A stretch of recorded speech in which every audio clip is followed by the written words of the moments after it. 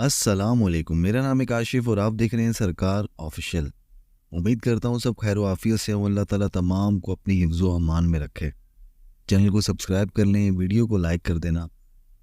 जिन्होंने अब तक चैनल सब्सक्राइब नहीं किया हुआ तो ये सामने देखे पिक्चर आ रही होगी, कितने लोगों ने सब्सक्राइब नहीं किया हुआ, तो लाजमी सब्सक्राइब कर देना। अली कमरान साहब मैसेज करते हैं कि सलाम वालेकुम काशिफ भाई, मेरा बेटा 480 बैच में भर्ती हुआ है, 10 मंथ हो गए हैं, अब तक सैलरी नहीं आई। अकाउंट ब्रांच वालों ने एनआईसी का नंबर गलत डाल दिया था, जिसकी वजह से अब तक सैलरी का इशू बना हुआ है। District west PHQ account branch वाले गोल गोल घुमा रहे हैं। आप गाइड कर दें मुझे कि मैं क्या करूं, किसके पास जाऊं।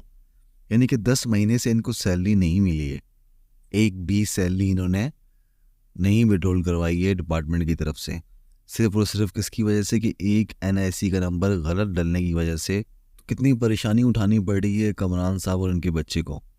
तो कमरान साहब, आपने सिर्फ और सिर्फ स्टार्टिंग में जो 3 काम करने हैं वो ये हैं कि आप अपने कंसर्न अकाउंटेंट को, अपने बच्चे को कहना है आपने कि अपनी कंसर्न अकाउंटेंट जो है वेस्ट का, उसको कहना है कि मेरा प्रोसेस जो आपने एनआईसी नंबर गलत डाल दिया था वो केस मेरा वापसी आया है या वहीं किसी न किसी ऑफिस में पेंडिंग पड़ा हुआ है। अगर वापस आ गया है तो आप केस दोबारा बना के भेजें। ठीक है, एक तो ये हो गया।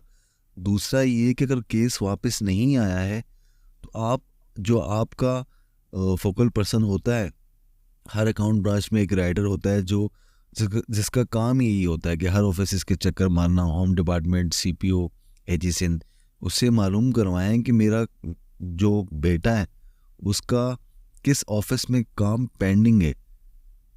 दूसरा ये होगा। तीसरा ये है कि आपका बेटा 480 का है तो ट्रेनिंग करके आ चुका होगा, तो उसको खुद अकाउंटेंट से वो लेटर ले अपनी सैलरी का और खुद जाए ऑफिस में।